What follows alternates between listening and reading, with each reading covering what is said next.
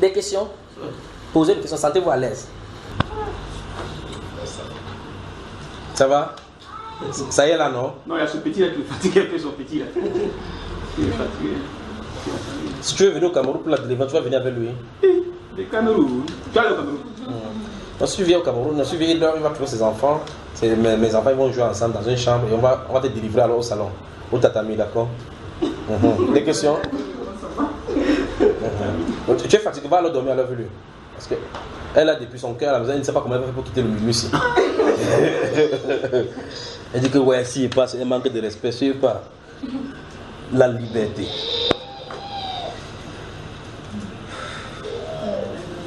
Si on n'a pas de questions, on passe au thème que je veux qu'on voie. On a des questions? J'ai une question. Je ne sais pas qui a évoqué ça. Parce que tu parles plus bien que ça, plus haut. Non, je ne sais plus qui a évoqué ça. Oui. La personne disait on ne peut pas faire le Saint-Esprit. Oui, ah, moi, je dis qu'on ne peut pas faire le salut. Que les pasteurs disent qu'on fait le salut. C'est ça, c'est la même question. Oui. Mais toi, tu pensais de quoi? Bon, si tu attristes le Saint-Esprit, Il peut fuir. Non, bon, tu blasphèmes. Si tu blasphèmes... Tu as dit plusieurs choses à la fois là maintenant. Non, je rectifie tout ce que j'ai dit. Si tu blasphèmes contre le Saint-Esprit... Qui blasphème contre le Saint-Esprit? La personne qui a reçu le Saint-Esprit. Donc, tu as reçu le Saint-Esprit, tu blasphèmes contre lui comment? Puisque la Bible le dit. Non, la Bible ne dit pas que ceux qui ont reçu le Saint-Esprit peuvent blasphémer. Non, je dis parce que... Non, on ne peut pas... On ne peut pas donc recevoir le Saint-Esprit et blasphémer contre lui. Il n'y a pas de cette possibilité-là. L'autre possibilité est exclue déjà. Tu vois? Ma soeur, tu ne peux pas recevoir le Saint-Esprit et tu blasphèmes contre lui, c'est pas possible. Ce n'est pas biblique. Réfléchis encore, d'accord? On ne peut pas perdre son Saint-Esprit, ne t'inquiète pas, c'est pas la Bible. Nous, c'est le pièce des héros que tu vas 2 centimes que tu vas perdre. Donc, quand ça est là, c'est elle là. Comment on dit en Côte d'Ivoire? Il faut lui poser la question, on va développer ça. Attends, oui. En matinée, oui. Je parlais avec Yves, disait que... Dans la voiture. Excuse-moi si je ne me souviens bien des termes que tu as utilisés. Bon, c'était du genre... tu ne peux, si tu as le Saint-Esprit, tu ne peux pas... Oui, tu ne peux pas dire non en fait à Dieu, c'était ça non? Oui. Ah, non, elle dit... Moi je disais que non, on est libre. Oui. Tu es libre. Si je suis... Bon, c'est un peu complexe. Si tu es enfant de Dieu, oui. Si tu es destiné à être enfant de Dieu, oui. Tu l'es. Parce que je ne sais pas comment expliquer. La pensée est un peu plus profonde, celle que je perçois en moi, c'est si Dieu t'appelle son enfant, oui. Et tu fais partie de ceux qui sont dans la Nouvelle Jérusalem, tu es enfant de Dieu. Et donc ça veut dire que tu seras toujours bien fait à la volonté de ton Père. Ça c'est clair. Maintenant, je parlais du libre arbitre dans le sens où le Saint-Esprit de m'a fait que je ne fais pas. Oui. Bon, j'étais un peu suivie. Donne-moi un exemple de quelqu'un à qui Saint-Esprit a dit des faits que je n'ai pas fait. Un exemple. Balaam.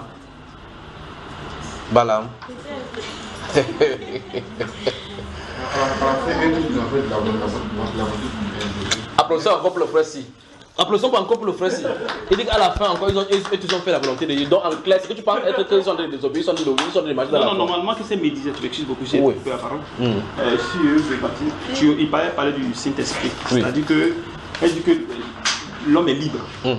Libre arbitre. Je ne sais pas où ils ont enlevé ce mot. Oui. Libre arbitre. Parce que d'abord, c'est un truc qui n'est pas. Non, après quand tu vas finir, je vais lui poser des questions sur le libre arbitre, sur la liberté dont tu parles. Elle dit libre arbitre. Vous savez, libre arbitre, d'abord, quand on dit libre arbitre, ça n'a pas de sens.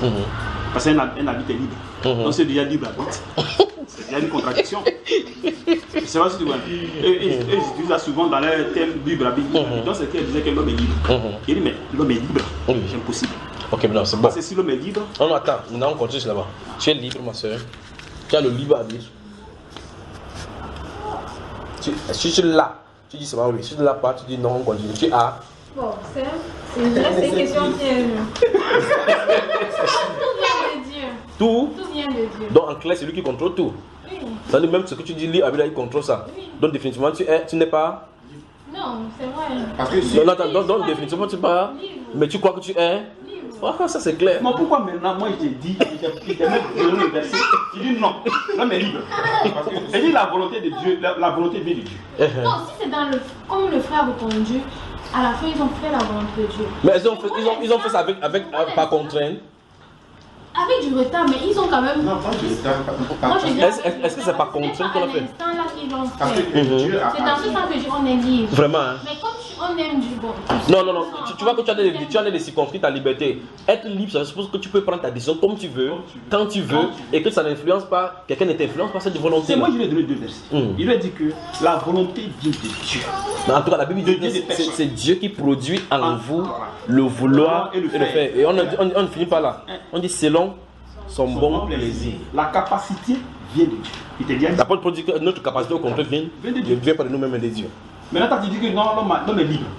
Bon, il n'a pas voulu te rentrer, il dit ça, il sait que c'est un truc ancien que non. Ta naissance et ta conception montrent que tu n'es pas libre. à décider quand mourir. Bon, quel est le thème? Mais le Seigneur me dit d'abord, avant de Attends, pécher sur la terre, attends, il connaît attends. ton nombre de péchés. Attends. C'est pas ce que le Seigneur dit. Tu as choisi d'être une fille. Si tu as recommencé, tu choisirais quoi? Un garçon. Je sais pas. Tu as choisi la famille où tu es né. Tu aurais souhaité naître dans cette famille-là.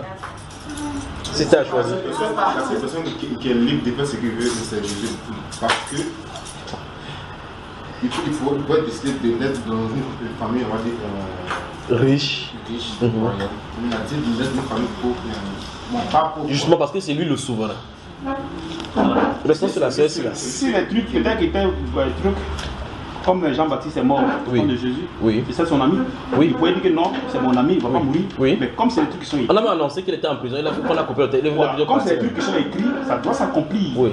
au moment. Et ça, c'est pour eux. Le problème, c'est que tu ne connais même pas ce qui est écrit pour toi. Voilà, t'as vu, c'est ça. Ma femme toujours me pose la question, Oui. tout le temps. Moi, je lui dis que la volonté vient de Dieu, la capacité vient de Dieu. C'est lui qui lui donne le vouloir et le faire, tout Seigneur c'est lui. Même le péché, souvent, quand on pêche. Jérémie chapitre 10, ouvrez. Jérémie chapitre 10. Je crois qu'en lisant ça, ça va nous aider, n'est-ce pas? Jérémie ancien.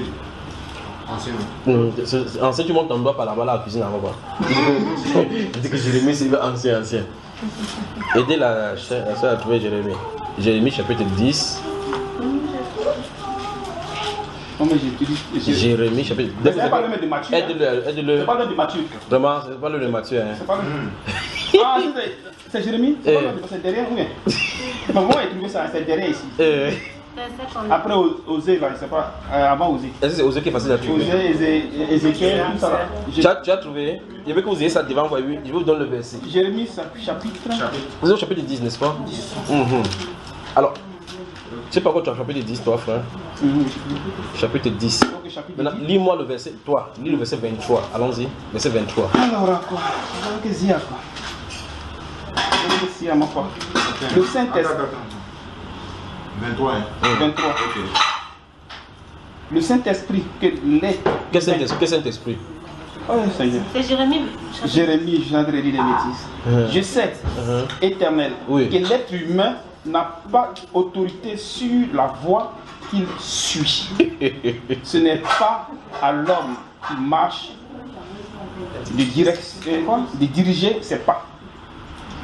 Courage. Ça va. Tu as bien suivi ce qu'on dit. Hein? Lis chez toi, voir. Yahweh, je sais que la voix de l'homme ne dépend pas de lui. Il n'est pas au pouvoir de l'homme qui marche de diriger ses pas. Tu as entendu ça? Tu as bien suivi? Amore. Je vais demander quand même quelque chose. Oui. Par rapport à ça, ça veut dire que la personne qui pêche même, ça veut dire que c'est le Seigneur qui dirige sur ses pas à pêcher. Alors, on parlait doucement. Romains chapitre 9. Romains chapitre. Je veux le thème utilisé à la place de livre. Non, tu vas aller demander ceux qui utilisent ça pour le demander. Il dit que tu vas aller avec ceux qui inventent cela, leur donner un autre thème. Après, tu vas venir maintenant pour qu'on continue quoi. Tu veux que je donne un autre thème, un adjectif, un autre synonyme. Vous êtes dans le livre, j'ai dit quel livre déjà? C'est toi qui. Si ta chaise ici, vous pouvez lire à haute voix franchement, ou parler à haute voix. Lis-nous à partir du verset 10, c'est toi qui vas lire à partir du verset 10. Quand tu vas lire, il va dire stop, tu stops. Hein. Attends, non, attends d'abord, ils n'ont pas encore trouvé. Quand vous allez finir vos questions ici en Italie, je vais maintenant prendre le sujet qu'on voit et on voit. Romains chapitre. S'il y a donc des démons, il faut qu'on les dégage. Vous êtes d'accord? Oui. On doit renvoyer ça demain. Non, comment? Ce soir même. Ce soir. Si. On prie les policiers viennent ici, on fait comment? Il n'y a pas de problème. Le Seigneur est là, il a fait quoi? Le Seigneur va taper la police là. Il n'y a pas de problème, mais je nous mets en prison. C'est ce que le Seigneur a dit. Donc, regardez. Mon frère, Parce que tu as vu ton mari dit que si on le met en prison, il n'y a pas de problème. Si la police, tu vas dire, toi tu savais seulement la nourriture, que tu n'étais pas là. non, mais on ne sent pas, parce que c'est ces choses. Ok. Garçon, fais attention là. Romains chapitre Chapitre 9. Non, il n'y a pas du verset 10. Il dit qu'on va lire à partir du verset 10 et puis je vais te dire au fur et à mesure que tu stoppes. Quand tu vas lire, c'est toi-même qui vas interpréter ce que tu vas lire. 1, 2, 3, on y va. Romains Romains chapitre chapitre Je 9. veux que tu loues les yeux, c'est ma femme qui est assise là-bas, même mon Verset 10. Attends.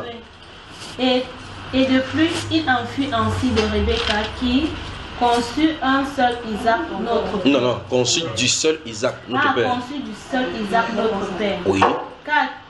Quoique Quoique les enfants ne fussent pas encore nés, Oui. et qu'ils n'eussent fait ni bien ni mal, afin que les desseins d'élection de Dieu subsistât, Oui. sans dépendre des œuvres et par la seule volonté de celui qui appelle. Et il fut dit à Rebecca, l'aîné sera assujetti au plus jeune, Oui. selon qu'il est écrit, j'ai aimé Jacob et j'ai haï Ésaü. Que dirons-nous donc? Y a-t-il un Dieu de l'injustice? Stoppons là-bas, explique-nous ce que tu as lu juste là, parce qu'on va continuer. Il faut Explique-nous. le lire encore si tu veux. Tu n'as pas compris. Elle a compris, elle est très forte, elle fait littérature. Ah, ok. Voilà. C'est pas littérature. Ok.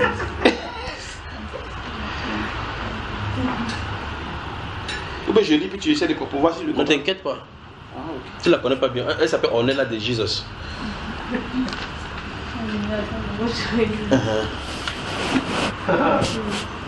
Vous, dans la version italienne, tu as lu la même chose, non? Voilà. Tu lis aussi là, ma chère, tu lis la même chose, non? Voilà. C'est bon, ma chère? Ou bien peut-être en posant les questions au fur et à mesure en descendant. Tu vas te voir. Dieu a choisi qui et rejeté qui? Jacob et rejeté Ésaü. Donne-moi la raison pour laquelle il a choisi Jacob.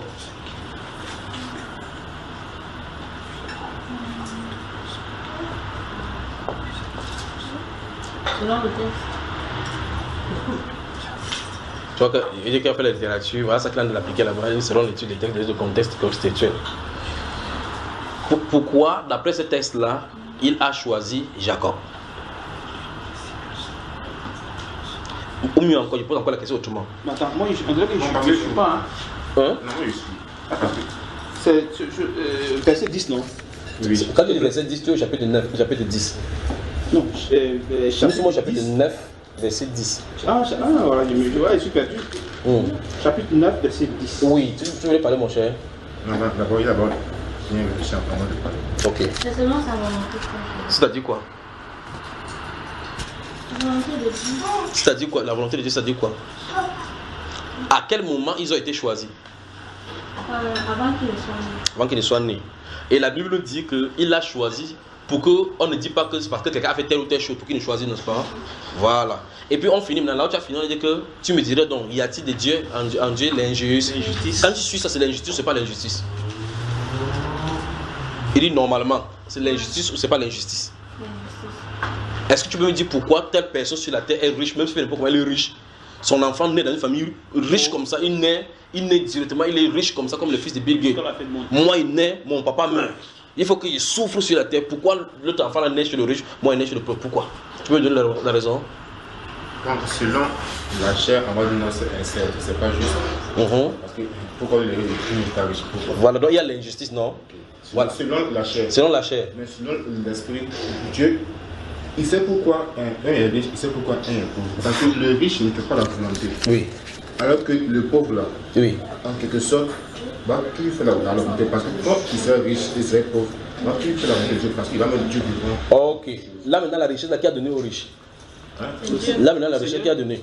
Seigneur qui a donné le riche. C'est Donc il lui donne pour qu'il ne fait pas, sachant que la richesse va l'empêcher de faire sa volonté. parce qu'il sait que même, il sait qu'enfant qu'il met en laisse, il nous connaît déjà. Ah, ok, continuons. C'est pas où il a dit que où il y a ta richesse, il y a ton cœur. Attends d'abord, mais avant qu'il y ait la richesse et le cœur, qui a fait le cœur? N'est-ce pas lui qui forme le cœur de l'homme à l'intérieur? C'est lui. Ah, continuons. Disons ici, ma chère, on est là. Courage, d'accord? À haute voix. C'est à quel verset maintenant? Verset 15. Oui.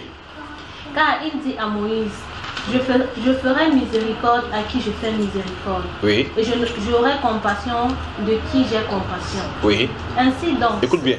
cela ne dépend ni de celui qui veut, Oui. ni de celui qui court, Oui. mais de Dieu qui fait miséricorde. Tu as bien compris ça? C'est-à-dire quoi? Ça ne dépend pas de nous, ça dépend de Dieu. Ok. Continuons avant la lecture. Vous enfonce encore le clou. Continue.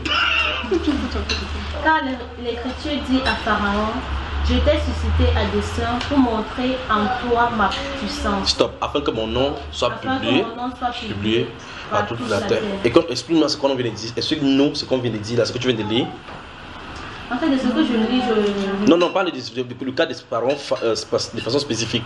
Parce que là, on a parlé de la thème générale. Maintenant, spécifiquement, on s'adresse à Pharaon. Qu'est-ce qu'il a de dire? En fait, le Seigneur est en train de dire qu'il a suscité Pharaon pour montrer sa puissance. Suscité, ça dit quoi? Il a choisi Pharaon. Et quelle est la particularité de ces pharaons dont on parle? Parce que Pharaon, c'est un titre des rois d'Égyptiens. Ce pharaon, c'est ce pharaon qui a existé, qui a resté à Moïse. D'accord? Maintenant, qu'est-ce que ces pharaons? Il y avait des particuliers jusqu'à ce qu'on vienne parler un peu de lui dans le Nouveau Testament. Il était dur de cœur. Dieu? De cœur. Dieu de quoi? C'est-à-dire quoi? Il résistait quand le Seigneur disait que laisse partir les enfants. Bon, ok, maintenant, c'est bien. Salut, moi, tu lis la Bible. Maintenant, on va rentrer dans l'histoire. Cette histoire se trouve dans le livre d'Exode, chapitre 7. Quand Dieu dit à Moïse de laisser partir son peuple, quelle est l'information qu'il donne à Moïse par rapport à Pharaon? En fait, selon ce que je lis, le Seigneur a averti Moïse que Pharaon va résister. Oui, et en disant quoi de façon littérale? C'est mieux qu'on parle là-bas, pas vrai? On va vérifier. Exode chapitre 7. Ne fermez pas la page ici. Ouvrez Exode. On était dans Exode aujourd'hui. Il faut qu'on lise la Bible. Chapitre 7.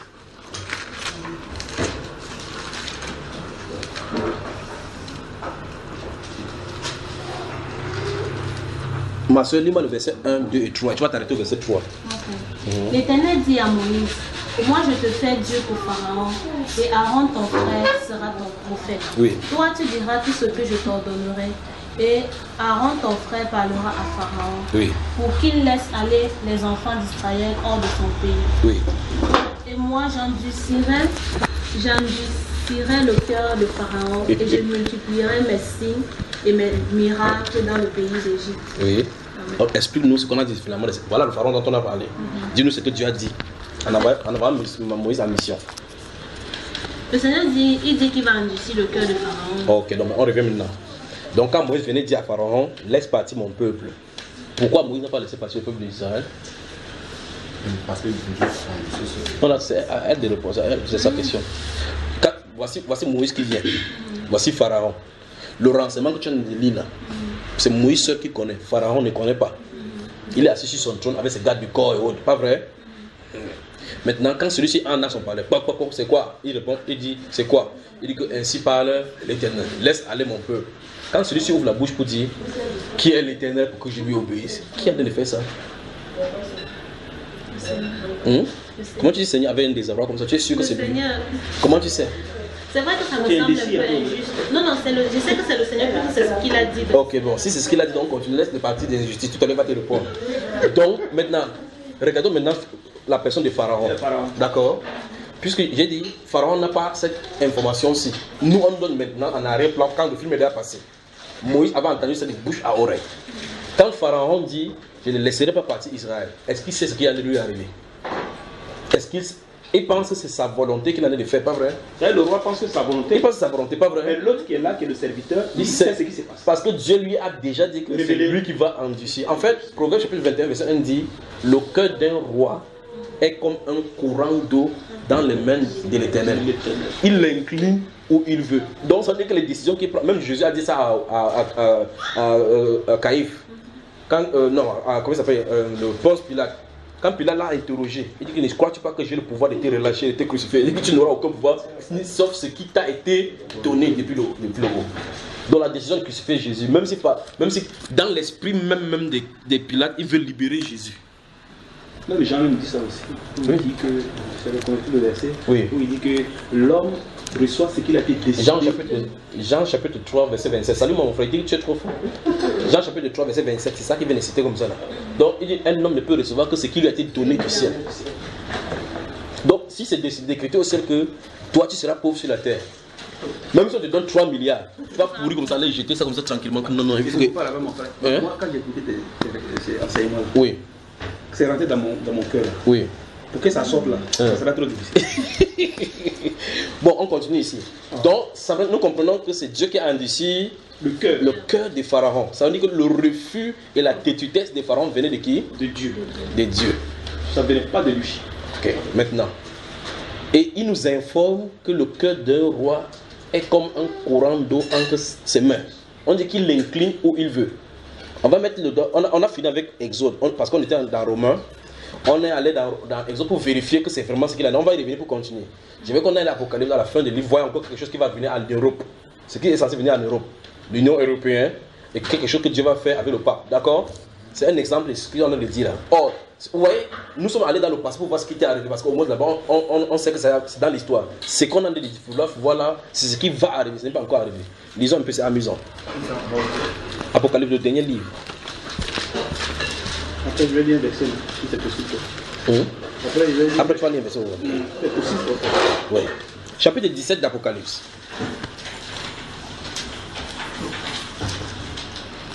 Vous y êtes, mes frères. Okay. Lisons le verset 12 à 14.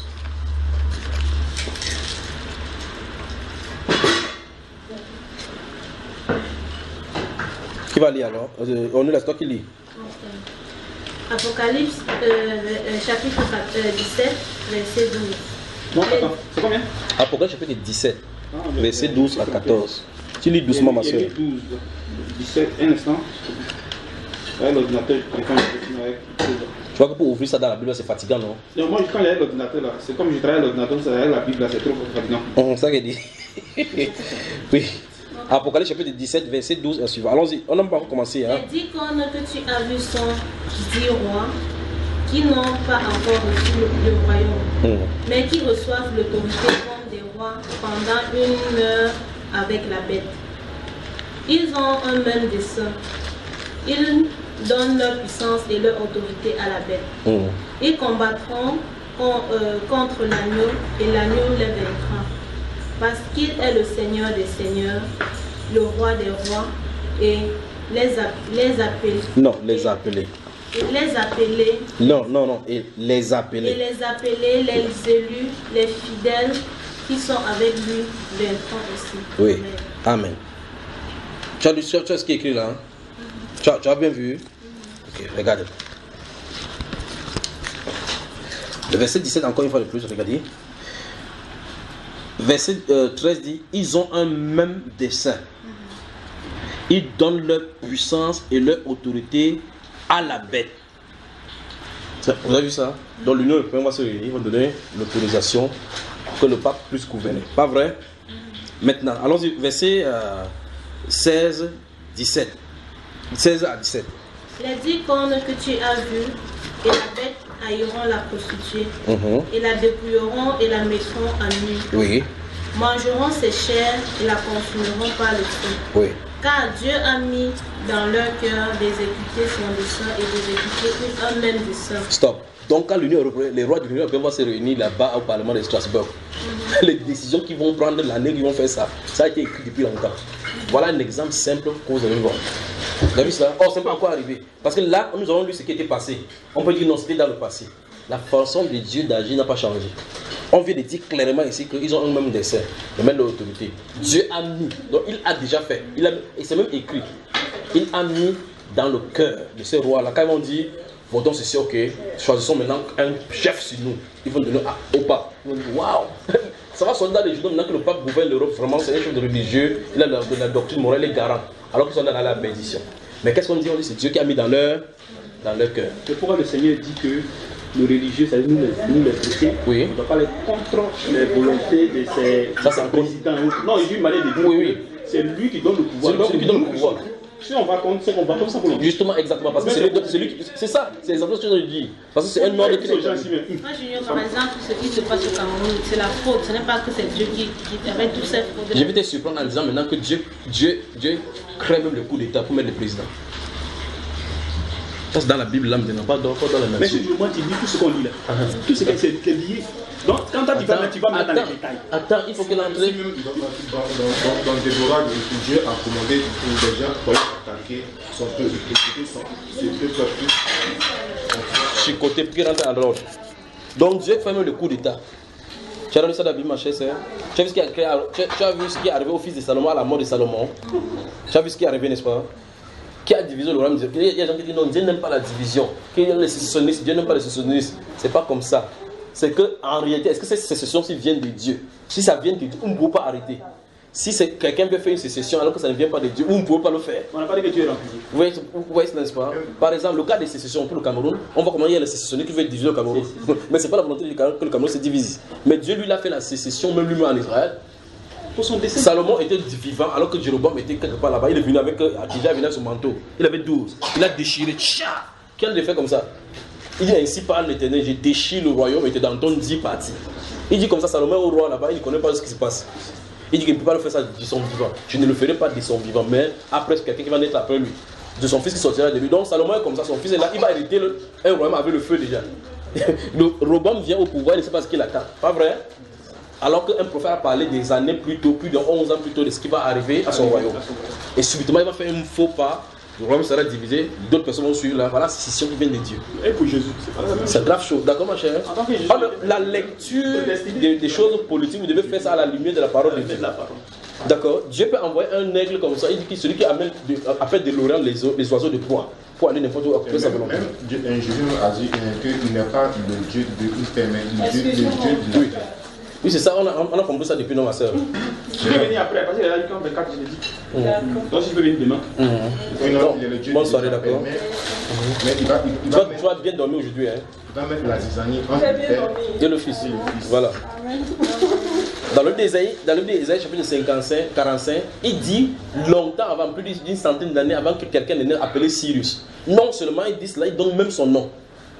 Tu vois? Il dit que je susciterai mon serviteur Cyrus et il accomplira toute ma volonté. Cyrus n'est même pas un juif. Il dira de Jérusalem que ça soit rebâti. Et Cyrus naît un jour, quelqu'un naît un jour, l'appelle Cyrus, il grandit, il devient roi. Après un jour, les juifs sont en captivité et c'est lui qui sort le décret qu'il faut que Jérusalem soit rebâti. Vous voyez le problème? Et dans le livre des juifs, c'est écrit que quelqu'un on l'appelle Cyrus. Donc le papa de Cyrus, le jour qu'il naît, il dit qu'il veut appeler l'enfant, c'est quoi? Il dit, c'est qui sort de sa bouche, c'est Dieu qui dit Cyrus. Mais il ne connaît pas le Saint-Esprit. Tu vois cela? Ça veut dire que même la rencontre entre sa maman est prédestinée. Ça, c'est chez les païens. Et Dieu le pousse pour faire sa volonté. Nabuchodonosor, il dit que Nabuchodonosor, c'est mon serviteur.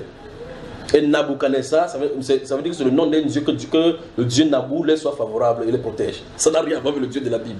Mais Dieu l'appelle son serviteur. Comprends, ma chère? Il a ses raisons. Rentrons dans notre peuple. Donc, tu as vu comment Dieu a mis quelque chose dans le cœur de sa femme pour l'endurcir.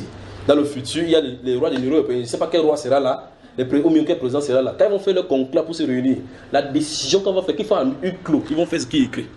C'est que Dieu a décidé. C'est comme le message de Rebecca. Voilà. Alors, rentrons maintenant dans Romains chapitre 9. C'est la partie de la Bible que les gens souhaiteraient que ça ne soit pas dans la Bible. Ils lisent comme ça, ils veulent déchirer la Bible. Mais cela. Or, tout ceci, si vous essayez d'essayer, les gens lisent à un moment donné, c'est comme s'ils veulent protéger Dieu. Comme si les gens veulent essayer de protéger. Comme non, Dieu ne peut pas faire comme ça. Il y a un qui m'a dit que moi, je suis en train de juger Dieu. Pourtant, je lui ai donné tous les versets. Non, il dit, moi, je suis en train de juger Dieu. En même temps, j'ai arrêté. Avec ses propres versets, donc tu veux juger avec. Moi, je juge Dieu avec ses propres. Il faut seulement dire ce que Dieu a dit. Remarquez bien, si vous lisez le livre de Job, vous lisez les 3 amis de Job, ce qu'ils ont dit de Job, vous allez lire, vous n'allez pas voir de fautes là-bas. Vous n'allez pas voir de fautes, vous allez voir, et même l'apôtre Paul, tu as lu ça, n'est-ce pas? Vous allez regarder et lire, mais Dieu a dit que vous n'avez pas parlé moi droitement, comme mon soeur peut faire mon serviteur Job. Quand je te parlais de pasteur, là, quand je lui ai dit, il a dit, et quand il lui disait que, donc si c'est comme ça, on va encourager les gens de pécher, il dit non. Si tu pêches, c'est la volonté de Dieu. Tu es en train de faire son dessein. Oui. Tu es dans son plan. Donc tu es dans son plan. C'est choquant, n'est-ce pas? Il n'y a rien à faire. C'est choquant. Mais c'est ça. Non, mais je veux dire, un enfant de Dieu, un chrétien qui pêche. Tu es un chrétien. Hein? C'est ce que ça veut dire qu'un chrétien. Qu'est-ce que ça veut dire qu'un chrétien? Oui. Mais péché, c'est quel péché? Attends d'abord, frère. C'est quoi un chrétien? Mais c'est quelqu'un que le Seigneur a choisi. Comme Cyrus, il a choisi que Cyrus était un chrétien. Parce que la Bible dit que. Attends. Tu as dit qu'un chrétien, c'est quelqu'un que Dieu a choisi. Il a dit que j'ai choisi ce Pharaon, il est suscité, Pharaon était un chrétien. Donc, par définition, Pharaon était un chrétien. Déjà, un chrétien veut dire un petit Christ, petit Dieu. On dit quoi? Qui est un chrétien donc? Celui qui a Christ. Celui qui a Christ en lui. Donc, maintenant, tous les prophètes d'avant avaient Christ en eux. Donc, ils étaient des chrétiens.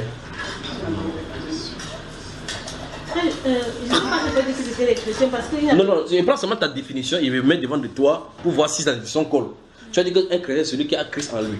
Les prophètes ont dit clairement qu'ils prophétisaient, sondaient l'esprit par l'esprit de Christ qui était en eux. C'est ce qu'on a dit, non? Donc, ils étaient des chrétiens. Christ n'était pas encore. Mais l'esprit, peut-être l'esprit de Christ. C'est quoi un chrétien? On va répondre. Comment? Celui qui... Donc, Christ pêche-t-il?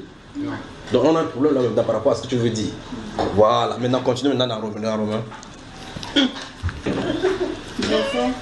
Tu le vois combien? Là, tu t'es arrêté quelque part, nous sommes au chapitre 9. On continue seulement. Il avait dit, alors, il a dit qu'il veut. On continue sur le verset? Oui. 17. Non, c'est 18. Verset 17. Ainsi, il fait miséricorde à qui il veut, il endurcit qui il veut. Stop, là maintenant c'est au moins le Nouveau Testament, non? Ok. Quand on dit qu'il endurcit qui il veut, montre-moi un exemple de quelqu'un que Dieu peut vouloir par exemple. Pour endurcir. Que tu peux vouloir endurcir n'importe qui que tu veux. Cite-moi une personne par exemple. Que Dieu veut. Peut vouloir endurcir. Dans la Bible. Même hors de la Bible, choisis là où tu te trouves. Paul Biya. Ma soeur va me tuer. Elle n'est pas allée loin. Elle n'est pas allée loin. Non, là elle allait trop loin, c'est à 6 000 km. Elle-même, elle est là. La Bible déclare qu'ainsi, en tout cas, quand vous voyez la façon que l'apôtre Paul dit, il en est dans une suite de démonstration pour qu'on comprenne le plan de Dieu. Ici, il dit ainsi, c'est comme une conclusion de la démonstration qu'il a faite. Ainsi, il endurcit, Dieu endurcit qui il veut et il fait miséricorde à qui il veut. Donc, un exemple, c'est elle-même. Il peut endurcir ton cœur aussi. C'est un exemple. Il peut endurcir ton cœur. Tu vois ça, frère? Et quand le moment venu, il va enlever ce qu'il veut. Ce qui me vient en tête, c'est genre, ok, Dieu endurcit. En fait, parce que nous sommes conscients de ce qui se passe en nous. Oui. Est-ce que tu vas être content que ton... Parce que tu sais quand ton père endurcit. Quand ça endurcit, tu sais que tu fais comment? Répète ta chaise devant lui, te montre. Non, bienvenue à Trebis-Tao, c'est Trebis-Tao, c'est Venise. Répète ta chaise devant, on va causer. Donc, quand ton cœur endurci, tu sais. Oui. Ok. Maintenant. Endurci, c'est quand Dieu rentre dans ton cœur. Les situations de la vie même. Ce sont le cœur du. Il a développé poser la question sur l'endurcissement du cœur. C'est ça qui est le vrai problème. C'est quoi endurcir son cœur? Avoir le cœur fermé. Fermé, ça dit quoi par exemple? Toute vérité. Bon, attends, je te pose une question. Tu as suivi quelque chose dans la Bible, ça t'a choqué? Il y a des choses de commandement de Dieu que tu lis, tu sais que tu ne veux pas faire ça. Je ne réussis pas encore, oui. Tu ne réussis pas encore à faire. Il y a d'autres trucs que tu vois, tu ne veux pas faire. Bon, comme ça, spontanément. On parle doucement. Quand un homme te voit, il vient vers toi, qu'est-ce qu'il te dit? Ça, c'est un cas personnel maintenant. Ça dépend. Tu comprends ce que je viens de dire, non? S'il a des intentions d'impulsivité. Oui. Qu'est-ce que tu fais? Bon. Quand il te dit ces choses-là, souvent, tu comprends pas, non? Laisse-le, c'est pas lui qui dit. Quand il finit de parler, la parole sort. Dans ton cœur, c'est quoi qui se passe? Ça dépend. Si c'est que vraiment. Je veux dire clairement. Oui. Un païen n'a-t-il jamais séduit ton cœur par sa parole? Si. C'est ça que j'en ai dit. Ok, maintenant, comment il a fait pour avoir accès à ce cœur-là? Bien que tu sais que c'est un païen, que tu n'as pas. C'est le péché comme ça. Parce que je n'ai pas veillé. Bon, il y a des choses privées qu'on va parler, d'accord? Alors maintenant, regardons. Le cœur de quelqu'un est déjà, on a compris que c'est entre les mains du Seigneur. La Bible déclare que c'est lui qui forme notre cœur à tous. Enfin, même tout ce qui est en nous, c'est lui qui fait. On dit que c'est lui qui produit en nous le vouloir et le faire selon son bon plaisir. D'accord? Tu me suis? Bon, maintenant, écoutez très attentivement. Dieu refuse même à certaines personnes de se repentir. Je crois que ça va être clair maintenant. L'autre là est choquant. C'est-à-dire qu'il te donne, il enlève en toi la volonté de vouloir chercher la repentance. Je veux que vous assimilez d'abord. Jésus me l'a dit à ses disciples. Attends d'abord, je veux que vous assimilez d'abord et puis je vais avoir, je sens de vouloir dire des choses. J'ai dit comment ça encore, c'est-à-dire que tu pêches, Dieu enlève la pensée dans toi que tu peux dire que je te demande pardon. Là, tu ne te répands pas. Et tu ne te répands pas. Tu es dedans. Oui, parce qu'il veut que tu... Hein, comment? Je vois, c'est la personne qui avait dit que le contraire de Maintenant, voici que la Bible déclare. Si vous lisez le livre de Matthieu, chapitre 13, Jésus ne parlait en parabole, il parlait à la fois en parabole. Je crois que quand il dit, vous allez comprendre ce que la Bible est en train de dire. Et puis ses disciples sont venus vers eux. Et Jésus dit, pourquoi leur parles-tu en parabole? Il vous savez pourquoi il parle en parabole? Oui. Parce qu'à vous, il vous a été donné de comprendre les mystères du royaume. Mais à ceux de dehors, tout leur est dit en parabole afin que, c'est le but pour lequel, tu vois, afin qu'en entendant, ils entendent et ne comprennent pas. En regardant, ils regardent et ne voient point. Il dit de peur qu'ils ne se répandent et qu'ils se convertissent et que leur péché ne soit pardonné. Voilà le but pour lequel. Donc Dieu lui-même aveugle. Tu vois ça? Quand tu lis ça dans la Bible, soit tu déchires la Bible, tu jettes. Non, les gars, la main n'enseignent pas ça. Mais c'est juste. Les gars, non, les gars n'enseignent pas. Hein. Il y a des paroles même que Jésus dit dans sa parole pour vous comprendre que quelque chose ne va pas. Quand il finit sa parabole, il dit que celui qui a les oreilles pour entendre, entend. Vous devez vous poser la question, qui est issu de la terre ici qui n'a pas des oreilles? Tu vois cela? Tu vois que tout le monde a l'oreille. C'est vrai que sa question n'a pas de sens si tu ne comprends pas qu'il ne parle pas de ses oreilles. Tu vois ça? Ok, ça veut dire qu'il ne parle pas de ses oreilles. L'autre question maintenant c'est de quelle oreille parle-t-il? Ok, si c'est l'oreille spirituelle, il dit que celui qui a, ça veut dire que cette personne doit avoir possédé pour comprendre. La capacité. Comment faire pour avoir cette oreille? Ça doit t'avoir été donné. Si ça n'a pas été donné, tu ne peux pas comprendre. Tu m'excuses, c'est que cette question, je pose toujours aux musulmans. Oui. Et je les coince. Parce que quand un musulman vient faire un débat avec moi, oui, je lui dis que dans la Bible c'est écrit que nous, on sera enseignés de Dieu. Oui. Les enfants de Dieu seront enseignés de Dieu. Et maintenant, puisque Dieu est là en haut, il ne descend pas, comment ils vont nous enseigner? Bonne question. Par ses pasteurs, oui, ses prophètes, ses apôtres. Oui. Mais est-ce que vous avez des apôtres? Bien. Ils ont vous avez des musulmans. Oui. Le musulman n'est pas apôtre. Oui. Comment maintenant vous allez enseigner la parole? Tu vois que comme il a le ministère auprès des homosexuels, le ministère auprès des musulmans. Voilà. Donc, c'est la question que je leur pose. Parce que c'est comme ça que je les coince. Oui. Quand ils viennent, ils veulent faire le débat, ils disent ok, j'ai compris. Oui. Mais c'est toi, tu es qui, musulman? Est-ce que tu as quelle capacité de comprendre la Bible? Parce qu'on va faire débat là. C'est pour ça que tout le monde prend la Bible, il prend une consonne de la Bible, il te pose, il te pense, c'est comme ça, il ne comprend pas ce que ça dit. Je dis que la base c'est ça. Si tu veux, on parle de manière spirituelle. Oui. Point. Si tu ne peux pas, on laisse tomber. Et moi, je t'informe. Alors c'est pour ça que dans les enseignements, j'ai dit, un non-croyant est disqualifié pour expliquer cette Bible sur quel qu'en soit le cas. C'est ce que j'ai dit toujours. Moi j'ai toujours dit ça. C'est la parole esprit. Sur les réseaux sociaux, il a toujours dit ça. Si la parole elle-même se tient là-bas physiquement, il dit que celui qui a les oreilles pour entendre, entend. Ça pose problème. Ce seul verset suffisant pour quelqu'un lit la Bible, dépose ça de côté, dit que je ne suis pas dans vos affaires là. Vous comprenez? La Bible, et je vais revenir sur cet enseignement, la Bible va plus loin pour dire que parmi les disciples, ce que vous lisez là, c'est scellé et cacheté. Quand on donne ça aux disciples, on va dire qu'il ne peut lire, ou bien il dit qu'il lit, je ne comprends pas ce qu'il lit. On n'a pas dit que l'onction nous apprend. Voilà. Mais elle n'a pas l'onction. Et tu vois qu'il va apprendre quoi? Donc même s'il fait comme Abdou m'a dit, il ne comprend rien. Souvent moi je l'écoute avant quand il écoutait avant. Oui. Ah, il est fort. Il est fort. Depuis que je t'écoute, oui, avec ton enseignement, je suis assis et dit non. Celui-là il doit être malade. Mais les trucs, il renverse. Donc tu dis Abdou m'a dit est malade. Les gens croient. On revient ici.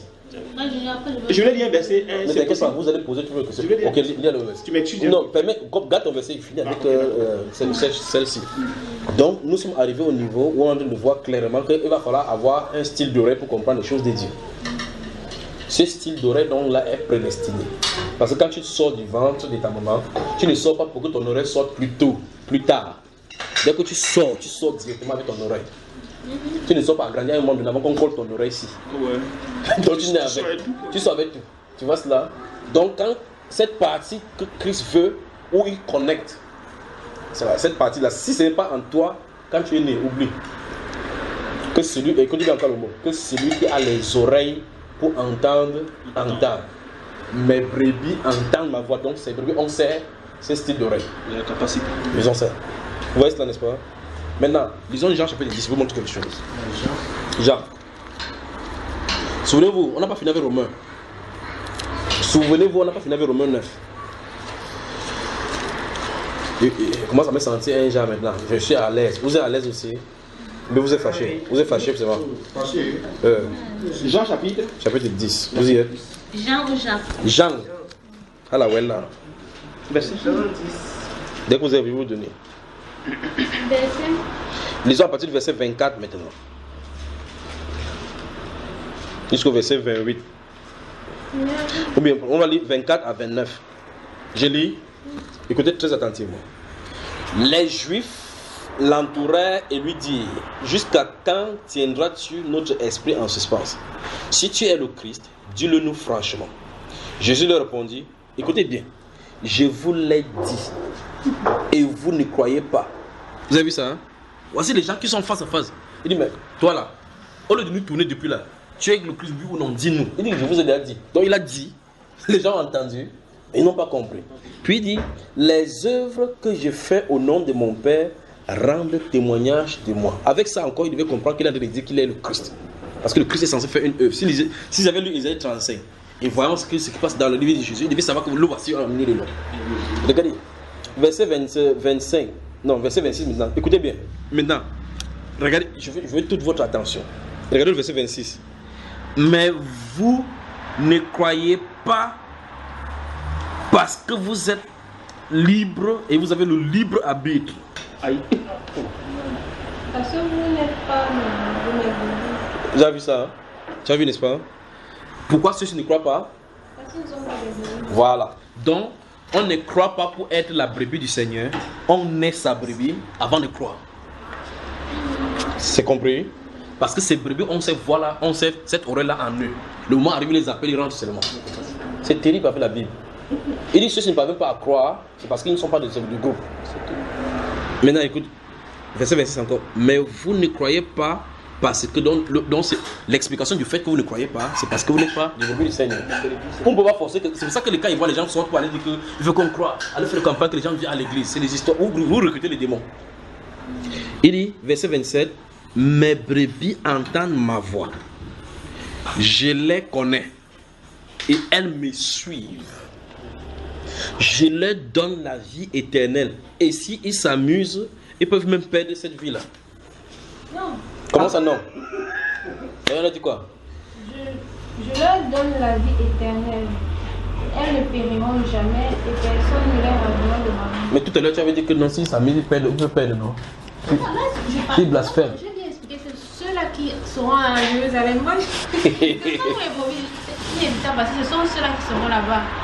Quand il parle d'exil, quand je sais. Donc, disons, actuellement, c'est dans oui. l'autre pays. Nous là. Oui. Elle est sur la terre, pas nous. Non, nous aussi la terre encore. Donc, pas encore perdre. Parce que pourquoi on pêche donc? Oui, c'est Dieu qui permet qu'on pêche. Attends. Pour moi, c'est un peu confus parce que. Non, suis attentivement. Attends. La Bible, Jésus a dit que quand il donne la vie éternelle, là, il y a une possibilité qu'il perde ça. Jamais il a dit. Pourquoi il a dit jamais? Il a dit ces brebis auront la vie éternelle. Et cette vie éternelle, c'est pour toujours. Mais toi, tu as dit qu'il y a une possibilité de perdre. Donc Jésus s'était trompé. Je vais expliquer encore comment il voit les choses. Oui. Parce que la Nouvelle Jérusalem nous loin dans le futur. Oui. Donc, ceux-là qui sont les brebis de Dieu. Mais là, on est encore ici. Mais ce que tu ne sais pas, c'est que la Bible dit qu'en réalité, ceux qui sont ici sont même déjà là-bas. Oui, aussi. Ils sont déjà là-bas comment?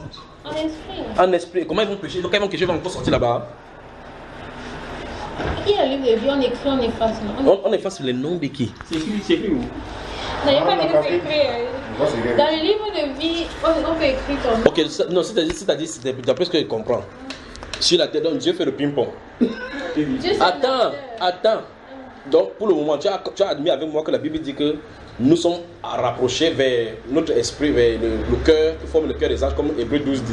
Donc ça veut dire maintenant que nous sommes ici, notre esprit est là-bas, dans la résurrection avec Christ Jésus, n'est-ce pas? Et sur la terre, en temps tu pêches, il envoie ton esprit encore sur la terre. Il efface ton nom. Et tu te repens, pam, il réécrit encore. Il te renvoie encore en haut. C'est comme ça, ma chère. Donc il faut le reprendre, il faut que vous lisiez bien la Bible, vous assimilez bien les Écritures, d'accord? Tu encore on attend la chanson que tu as. En guillemets là. Où ça, les gens disent, Seigneur, écris mon nom dans le livre de vie. Écris mon nom, Seigneur, écris mon nom. Mais c'est une Ivoirienne, non? C'est une vraie. Ah, vous avez tout en Côte d'Ivoire là-bas. Comme Non, il y a d'autres, tu penses que non. Bon, il y a d'autres, tu prends la partie là et puis dis non, Seigneur, écris mon nom dans le livre de vie. Sans aller pour pousser. Il y a un enseignement également sur ça que j'ai fait concernant, et j'ai même mis la musique là, le titre c'est quoi? C'est Jéhovah n'est pas le nom de Dieu, c'est un démon. Dans le terrain, je ne sais pas si c'est dans ce que c'est dans Shekinah, oui, quand c'est dans Jéhovah, où j'ai parlé avec cette musique là, les noms sont écrits avant la fondation du monde, dans le livre des vies. C'est ceux qui pêchent contre Dieu que Dieu efface leur nom, pas ses enfants, d'accord? Ses enfants ne pêchent pas contre lui. Ça veut dire quoi? Ce que tu as dit, c'est ceux qui pêchent contre Dieu et Dieu efface leur nom. Ça veut dire que tous les noms sont dedans au départ, avant la création. Il y a 3 catégories. Il y a des noms qui sont écrits, qui seront effacés. Des gens dont le nom n'a jamais été écrit. Oui. Donc ils passent leur route seulement. Tu comprends? Ceux-ci sont ceux qui vont adorer la bête. C'est ce qu'Apocalypse dit. Dans Apocalypse chapitre 13, la Bible déclare que quand la bête va monter, tous les habitants de la terre, ceux dont le nom n'a pas été écrit dès la fondation du monde, adoreront la bête. Donc quand ils vont adorer, c'est normal. Ces personnes, ils sont en plein milieu de nous. Nous marchons comme ça, il y a des gens parmi nous qui sont des êtres désincarnés. Des gens de la race des vipères. Ils marchent là comme ça, tu les regardes. Puis tu présentes le brochure, convertis-toi à Jésus. Ils te regardent comme ça à l'intérieur, sur les yeux, le serpent qui se bagarre. Comment tu veux qu'un serpent se convertisse? D'accord? Donc il y a des gens dont le nom sont écrits qui seront effacés. Comme le cas de Judas. Voilà, donc il y a un style de péché qu'on commet, on efface les noms. C'est pas n'importe quel péché, c'est pas pour dire que tu pêches n'importe. Parce que c'est comme ça tout le monde a péché. C'est parce que la Bible dit que tous ont péché et sont privés de la gloire de Dieu. Il y a un péché spécifique, quand tu commets, c'est irrémédiable, on efface ton nom. Et ce sont les enfants qui sont faits pour faire une œuvre bien dans cette direction-là qui font que effacer. Ce n'est pas les enfants du Seigneur. D'accord? C'est ça le vrai problème. Voilà la Bible. Ce péché-là, c'est quoi? Mais s'il y a ça sur le Bamba Iba, d'accord? Parce que Bamba Iba, tu écoutes, le blasphème, c'est quoi le blasphème contre le Saint-Esprit? D'accord? Bamba Iba. Alors on continue. La soeur là, elle est partie dormir ou quoi, c'est là? On continue. Je vais dire mon verset, c'est pas la Non, je n'ai pas encore fini le livre des... ce que tu disais là, de Jean là. De Jean. Il dit, je leur donne la vie éternelle. Nous sommes au verset 27. 28 maintenant. Ouais. Je leur donne la vie éternelle et elles ne périront jamais et personne ne les ravira de ma main. Donc on voit effectivement que Jésus-Christ révèle ici qu'il va garder notre vie éternelle et personne ne peut nous arracher. Si on n'est pas bien enseigné, on a comme l'impression qu'il faut que quelqu'un se protège. Quelqu'un se protège. Jésus a dit, notre Seigneur, je suis avec vous tous les jours jusqu'à la fin du monde. Est-ce qu'il est là maintenant? Absolument. Mais quand tu es dans le bus, dans la voiture, tu as peur, pas vrai? Quand tu as peur, à ce moment-là, il n'est pas là. C'est ça qui fait que tu vois les gens pas acheter le sel béni, l'huile, pour verser autour de la maison. Parce qu'ils ont l'esprit de marabout. La confiance, quand tu as confiance en Christ, que tu dormes, que tu veilles, il est là. C'est ça qu'il dit, gardez votre foi. Oui. C'est pas là où il dit qu'il y aura tout, comment dirais-je, il y aura un moment, il y aura, comment dirais-je, des faux prophètes et les faux Christ. Oui, c'est ça. Jusqu'à il y aura, comment dirais-je, le péché quoi. Ceux qui persévéreront jusqu'à la fin. Non, pas ça. J'ai le verset que j'oublie un peu. Où il disait que il y aura un moment de faux prophètes, de faux Christ. Ils vont séduire le monde jusqu'à. Mais si c'était possible. Les séduire même les élus. Les élus ne peuvent pas être séduits. Ça veut dire que les délivrances ici qu'on a vues, dans le genre de vie, bon, des gens qui ont accepté le Seigneur dans leur vie et qui vivent ce genre de délivrance. Oui. Ça veut dire que c'est malgré ça, dans leur vie, Dieu les a toujours prédestinés au salut. Oui, au salut. Absolument, ça se trouve dans ta Bible. Ouvre le livre de Luc au chapitre 13. Luc chapitre 13, courage d'accord. Tu vas te verser là aujourd'hui quoi. Tu vas le lire. Et si votre message ne sort pas, vous devez sortir demain. Même si les autres, vous qui rentrez loin dans votre différente localité, il n'y a pas de problème. Alors, tu es dans Luc chapitre 13. Prends-moi le verset 10 et tu descends. Tu vas lire à haute voix maintenant, non? Oui. Jésus enseigna dans une des synagogues le jour du sabbat. Et voici, il y avait là une femme possédée d'un esprit qui la rendait infirme depuis 18 ans. Donc, La femme était où? Mais c'est la maison. Elle partait dans le culte là-bas chaque jour, non? Pendant combien de temps depuis? En de temps qui habitait dans son corps? Elle était possédée. Voilà, elle était possédée. Mais on dit qu'elle n'est habitait dans son corps. Mais elle allait à ce qu'on appelle aujourd'hui église. La synagogue des églises. Pendant 18 ans. Et cette femme a payé ses offrandes. Continuons seulement la lecture. Elle était courbée. Donc ça dit qu'elle était même comme ça. Elle marchait comme ça pour aller mettre ses offrandes. Oui. Vous entendez la Bible, non? Continue. Et ne pouvait pas du tout se redresser. Oui. Lorsqu'il la vit, Jésus lui adressa la parole et lui dit, femme, tu es délivrée de ton infimité. Et il lui imposa les mains. À l'instant, elle se redressa et glorifia Dieu. Mais le chef de la synagogue, indigné de ce que Jésus avait opéré cette guérison un jour de sabbat, dit à la foule, il y a 6 jours pour travailler. Venez donc vous faire guérir ces jours-là, et non pas le jour de sabbat. Hypocrite, lui répondit le Seigneur. Est-ce que chacun de vous, le jour du sabbat, ne détache pas de la crèche son bœuf ou son âne pour le mener boire? Et cette femme est une fille d'Abraham et que Satan tenait liée depuis 18 ans. Ne fallait-il pas la délivrer de cette chaîne le jour du sabbat? Stop. Donc tu vois que Jésus nous informe beaucoup de choses sur le plan spirituel ici. C'est ceux qui travaillent dans le ministère de ces choses de délivrance qui peuvent comprendre toutes ces choses-ci. Cette femme marchait librement, mais Jésus informe qu'elle avait des chaînes. Tu as vu ça? Elle avait des chaînes. Il fallait la délivrer. Donc si tu ne connais pas ce qu'elle a, tu ne peux pas prier pour. Vous allez prier, prier général, ça ne marchera pas. Il faut connaître de façon spécifique ce qu'elle a. Mais la plus grande, et là où je suis en train de te conduire, c'est qu'il est dit là que c'est une fille d'Abraham. Quand tu as lu ça, ça t'a choqué, n'est-ce pas? Donc être fille d'Abraham, ça n'empêche pas le démon d'entrer en toi. D'accord? L'apôtre Paul est la même chose, même l'apôtre Paul. Lis ton verset maintenant, finalement. J'espère que vous avez compris. Ah non, c'est le même truc, mais je voulais dire un peu Lamentation 3, verset 38. Arrive-t-il une chose sans que l'Éternel ne l'ait ordonné? Qui dira qu'une chose arrive sans que l'Éternel l'ait ordonné? Son ton de la trompette arrive une chose sans que l'Éternel pouvant. Oui, c'est ça que je voulais dire. Ma soeur, elle a lu. Tu n'as qu'à lire. C'est son verset là qu'elle a dit. Lamentation 3, 38. Il y a bien dit qu'elle fait ici là. Lamentation. C'est pas un talent. Lamentation. Lamentation. Tu avais ouvert Jérémie chapitre 10 aujourd'hui. Après Jérémie, c'est ça. Après Jérémie, Lamentation 3, 36, 37, 38. 39. À partir du verset 39. Pourquoi l'homme vivra-t-il? Attends, non, 36, 36, non? 36 à 38. Ok, 36 à 38. En tout cas, c'était en complément par rapport à ce que celle-ci demande, n'est-ce pas? Et ce qu'on a même dit, quand on dit qu'il y a le coup d'état qui sont formatés par Dieu. Allons-y. Ça choque les gens quand les gens entendent. Parce que tu entends, on a enseigné aux gens que non, Dieu est pur. La Bible déclare qu'il crée l'adversité. Il donne la pauvreté et il l'enrichit. Il y a un frère qui m'a aidé ici, puis l'enfant de Dieu, les ceci, les cela, les ceci. Donc quand j'ai commencé à écouter ta parole de Dieu, tes enseignements, j'essaie de lui dire que fais attention à ce qu'il dit parce que tu fais des trucs. Et parce que depuis que je comprends la parole là, tout ce que tu dis là, c'est un peu contre la parole de Dieu. Et après, je lui ai dit, je lui ai parlé de.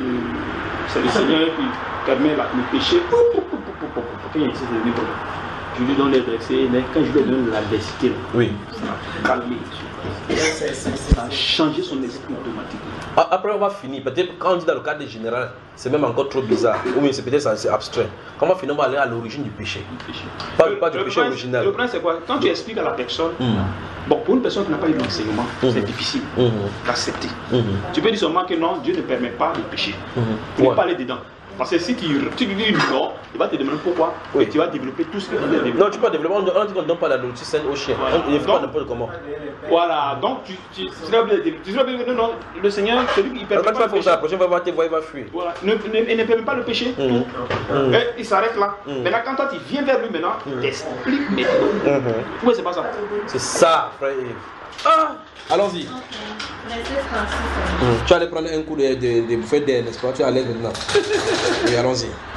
Quand on fait tort à autrui dans sa cause, le Seigneur ne le voit-il pas? Qui dira qu'une chose arrive sans que le Seigneur ne l'ait ordonné? Non, tu as suivi, non? C'est le frère qui a donné ça. Qui peut dire? Mais toi, tu semblais dire ça ici. que tu peux montrer quelque chose qui peut arriver, ça peut dire là au moment. Bon, en fait, le verset 28, c'est de travailler me convainc encore plus. N'est-ce pas la volonté du très haut que j'aime les mots et les biens? Le mot là, c'est le mal. Tu as entendu, non? Donc, même si ça dit. Donc, même le tort que Paul Biya cause au Cameroun, c'est la volonté. Qui l'a d'abord mis là-bas? C'est toute autorité. Elle n'a pas lu ici. Alors, en lisant ça, en le mettant, il savait qu'il devait arriver là-bas. Bon, rentrons à l'origine pour comprendre. Toutes ces choses sont que les ramifications et les amplifications de ce qui se passe à l'origine. À l'origine de la création, n'est-ce pas? D'où vient le péché? Toi? Le péché vient de la désobéissance. De la désobéissance. Ils ont désobéi comment? Dans le jardin, en allant contre la volonté. Quelle était cette volonté? Celle de ne pas manger le fruit défendu. Quel est le fruit défendu? De quoi? De l'arbre. De l'arbre du jardin. Qui a mis l'arbre? Le Seigneur. Ça commence à poser problème à partir d'ici. Alors je pose la question. En mettant l'arbre, tu me réponds par oui ou par non? N'est pas à Madagascar pour entrer au Dakar. Tu me réponds par oui ou par non? En mettant l'arbre, savais-tu que l'homme devait pécher? Il est souverain. Non. Tu as vu? La réponse est soit oui, soit non. En mettant l'arbre d'abord. Je dirais oui, mais. Non, attends, ne développe pas. Dis oui, c'était mieux. C'est le départ, c'est là qu'il faut qu'on commence. Attends. Attends. Oui ou non? C'est le dessein de Dieu en fait. Attends. Non, on peut demander. Attends, suivez attentivement. Parce que le but du que nous sommes là, c'est pour nous édifier. Parce que ces choses, si vous comprenez dès le départ, vous n'aurez plus de problème, comme les autres ont des problèmes là, avec ça ne peut pas les casser la tête. Je recommence encore. Qui a créé le monde ici? Le Seigneur. Est-ce que ce Seigneur-là, en créant, savait qu'on serait assis ici aujourd'hui là? Oui. Il savait, hein? Ok, donc c'est bon, très bon, vous avez un bon point. Rentrons donc à l'origine. Lorsqu'il a voulu même dire que la terre soit, savait-il qu'il devait mettre l'arbre là-bas? Oui. Ok. Savait-il que cet arbre-là devait causer problème? Oui. Alors le péché est préparé d'avance par lui. Il te coupe pas la parole, mon frère. Il dit avant que tu ne viennes ici, ma femme avait déjà prophétisé. Non, ça c'est pour ta femme là. Non, mais je ne devais pas comprendre que c'était déjà prophétisé. Et c'est ce que j'ai fait toi, ici. Tu venais ici. Alors que je n'ai pas. Tu allais remettre quelque chose à ma femme. Elle me l'a dit. C'était la couleur jaune. Elle est venue, la première journée de la Bible. Je suis venu comme j'ai dit. Elle m'a dit.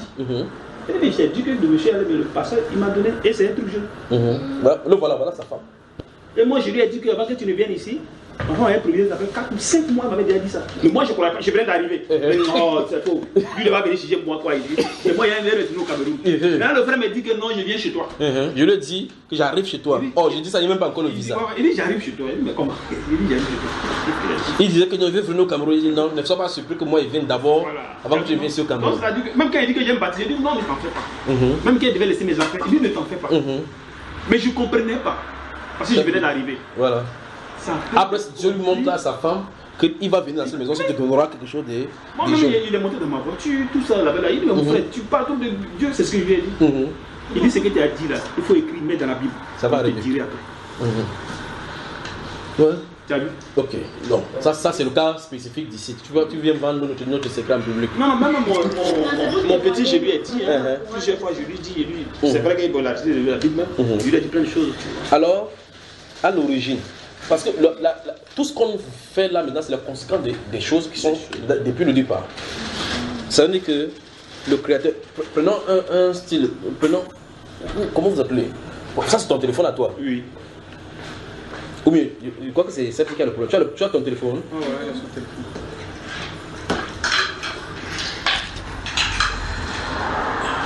Où est-ce qu'on allume le téléphone? Où on l'éteint? Ici. C'est là, hein? Ok. C'est allumé ou c'est éteint? Ça c'est allumé, le téléphone est allumé. Bon, maintenant, ça veut dire que le bouton c'est fait pour faire quoi? Allumé et éteint. Essaye d'éteindre autrement sans passer par là-bas. Non, tu l'ouvres derrière. Non, pas ouvrir, on dit allumer et éteindre. Tu peux? Pourquoi? Parce que le fabricant a décidé que ça soit ici. Ça c'est un homme qui a fait. Donc le fabricant a décidé que c'est comme ça. Chaque bouton est interconnecté à l'intérieur. Quand tu appuies tel bouton, ça déclenche avec un autre bouton pour faire tel bouton, pour produire ce à quoi ça a été destiné. C'est ça?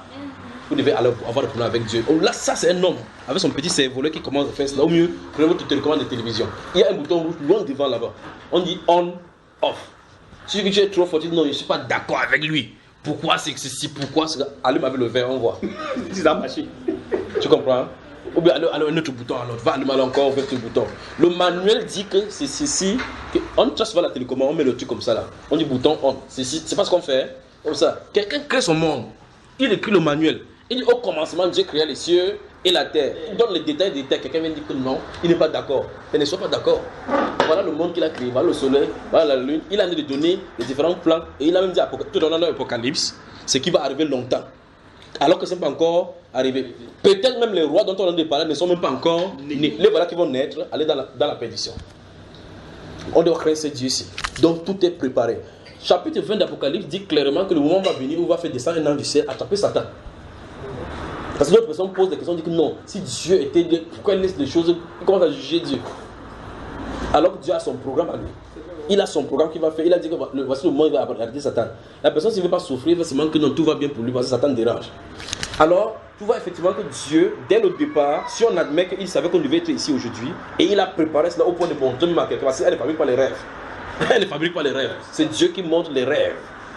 Donc c'est dans le plan. Comme il a montré le rêve à Joseph, que 11 Égyptiens sont en train de tomber devant ses Égyptes, avant que cela n'arrive, ça veut dire qu'il a préparé l'événement. Et Joseph vient, quand il vient dans le futur de cet événement, quand les gens sont en train de trembler, il dit non, ne vous inquiétez pas, c'est Dieu qui a changé, vous voulez me faire du mal, Dieu a changé ça en bien pour faire ce qui est arrivé aujourd'hui. La famine devrait être préparée de cette façon-ci. Ouais, c'est là. Donc Dieu donne un petit peu ses pauses, il donne là-bas. C'est que dans l'intervalle là, tu dis que ouais, il a préparé tout. Si montre ici et là, tu sais que tu vas quitter là-bas, tu vas arriver là-bas. Amen.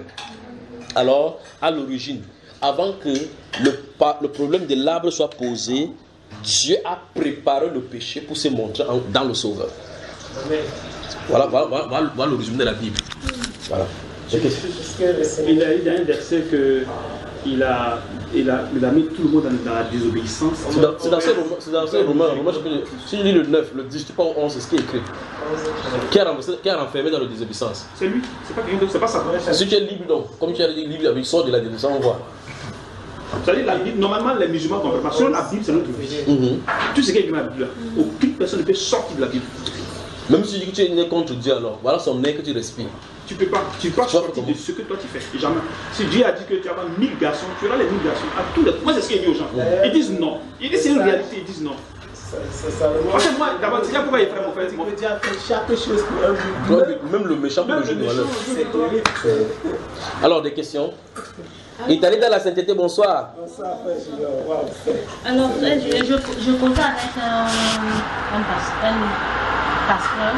Quand tu entends ce qu'elle dit, j'avoue que je suis à côté d'elle. Comme moi, je parle, vous entendez. Je causais avec un pasteur et il me disait que dans l'Ancien Testament, Dieu était un peu plus tolérant. Oui. Mais dans le Nouveau Testament, Dieu est strict. Oui. De telle sorte que dans l'Ancien Testament, tu pouvais juste... En fait, l'église, c'était l'assemblée, mais aujourd'hui, l'église, c'est le corps, c'est-à-dire c'est nous, oui. En fait. Et aussi, dans l'Ancien Testament, l'église, il fallait justement coucher avec une femme avant de commettre l'impudicité. Aujourd'hui, tu regardes juste que tu comprends dans ton cœur, tu as commis. Oui. Et puis, en fait, ce qui m'a expliqué, c'est concernant la dîme. Oui. Que dans l'Ancien Testament, on donnait la dîme. Aujourd'hui, on doit donner tout. Encore plus. Non, en tout cas, il a construit des systèmes formés pour dire que c'est impliqué ça, c'est impliqué ça.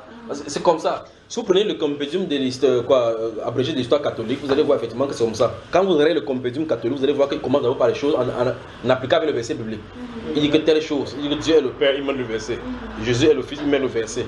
Le Saint-Esprit était on met le verset. À un moment donné, comment on a dit maintenant que l'église de Rome est il n'y a plus de verset. Comme tu as commencé à lire le verset, tu as admis l'autre, tu commences à avaler la suite sans te rendre compte que c'est faux. Oui, c'est faux. Maintenant, regardons, corrigeons d'abord une chose dans ces dires. Il n'y a jamais eu l'église dans l'Ancien Testament. Jamais. D'accord? Il n'y a eu jamais une histoire, il n'y a eu jamais, ni dans l'Ancien, ni dans le Nouveau Testament, le moment où l'église s'est retrouvée étant un bâtiment. Jamais. Ça ne se trouve nulle part. L'église a toujours été église parce que l'église veut dire que ceux qui sont appelés hors Dieu. L'église n'a pas deux définitions. L'église, ce sont les êtres humains. Ça a toujours été des êtres humains pour qui Christ est mort. C'est ainsi qu'il a dit à Pierre. Oui, que tu es pied sur pied, c'est mon église. C'est ça dont il est question. La parole, parce que tu as reconnu. La parole, voilà. C'est la parole. Cette parole-là, je baptiserai mon église. Voilà, donc la parole, l'église est bâtie sur la révélation de la parole, pas vrai? de qui est la parole. D'accord? Pour la dîme, c'est aussi évident, n'est-ce pas? Donc c'est un dîme-ovore. Bon, maintenant, si on prend dans le cas de la dîme, ok, dans l'Ancien Testament, Dieu était rigoureux. Il a été moins rigoureux par rapport à ça. Parce qu'effectivement, là, c'est vrai. C'est pour ça qu'il dit qu'il a pris certaines choses qui sont vraies. Par exemple, effectivement, Dieu, il fallait qu'il y ait 2 témoins contre toi que tu as commis l'adultère. Alors que maintenant, tu n'as pas besoin de témoins. Ta conscience te dit que tu as péché parce que Jésus a dit que tu regardes, tu convoites, tu as péché. Pas vrai, donc ça veut dire que le niveau standard, parce qu'en réalité, Dieu a rabaissé le standard jusqu'au niveau de sa sainteté. Donc le standard c'est tout au niveau de sa sainteté. Et sa sainteté, il ne peut pas tolérer quoi que ce soit. Il faut être comme lui, quoi. C'est exactement, soyez saint, comme votre Père Céleste est saint. C'est ce qu'il a dit. Maintenant, pour ce qui est de la dîme, dans l'Ancien Testament, il demande la dîme. Il demande plus que cela. Tu vois que ça ne marche pas, non? Des questions? Vous êtes à l'aise ou bien on prend une pause? Non, mais c'est très bon. Oui, il a dit qu'il doit nous sanctifier tout notre être. Notre être. 1 Thessaloniciens chapitre 5, verset 23, oui. Des questions? C'est-à-dire qu'on sera saint, sans ni tâche, ni limite. Oui. Lui qui dit qu'on perd le salut, là c'est grave. Parce que tu peux être un enfant du diable et devenir enfant de Dieu. C'est pas possible. Comme tu deviens enfant de mouton et après tu deviens enfant de chèvre. Il y a différentes brebis et bouc. Bouc peut devenir brebis, brebis peut devenir bouc. Pas vrai, frère? S'il n'y a pas de questions, on prend 5 minutes de pause et on revient, n'est-ce pas? 5 minutes de pause. Une pause s'impose. Bon, c'est que moi mes questions, je les pose avec toi après. Il n'y a pas de problème, ça c'est autre débat, ça c'est autre chose. Ça c'est notre travail. Alors tout à l'heure. Que le Seigneur vous bénisse. Tout à l'heure.